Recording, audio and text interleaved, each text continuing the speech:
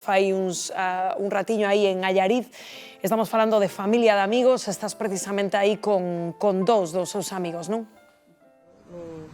Pero aquí ven unha máis. E falando tamén, están falando eles, están aquí falando Dolores e Gumersindo de Rosita, que vos ven a coñecedes. Muchísimo, ella é unha señora que ten 92 anos, ou non sei se algo máis, está estupendamente. E como recibistes vos esta noticia? Como está recibindo aquí no pueblo? Como pensas que estará Mira, ela? eu fui buscar o periódico e xa me dixeron, morreu Super Piñeiro, que morreu en Santiago, eu pensei que estaba en Vigo, eso. Entonces viñemos porque pensamos que xa estaba no tanatorio. Ainda hasta as 4. Claro. Eu xa me enterei según baixei da cama.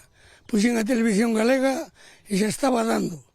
Ti coñecías a Manuel, supoño, a José Manuel, non? Coñecíades a... Manuel, o pai, aos irmãos e a todos. A todos. Bueno, o Jaime, a Marta, que sepa eu, non ten máis irmãos. E o E o José Manuel. E é unha gran perda, entendo, non? Sí, porque sempre falaba en Allariz, mesmo na televisión, sempre nombraba Allariz. En todos os lados, e a xente veña a Allariz e dicíache, isto é o pueblo de Super Piñeiro. Sí, sempre levaba Allariz por bandeira. Como vos sentides vos agora? Ou que era da Allariz, que é unha grandeza nos programas por a altura que está Allariz. Sempre a puña nunha altura increíble.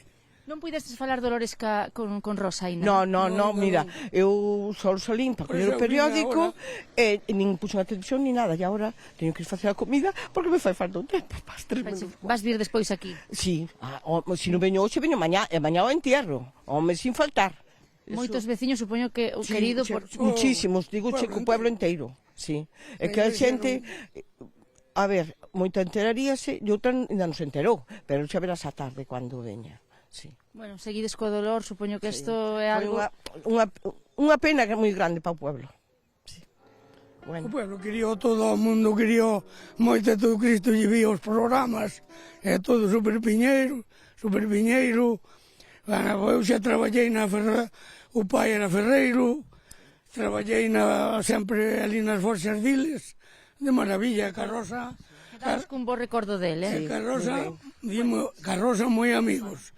Bueno, graciñas aos dous Dolores Gumersindo, deixamos vos despois e, bueno, as palabras de dor dos veciños. Graciñas aos dous.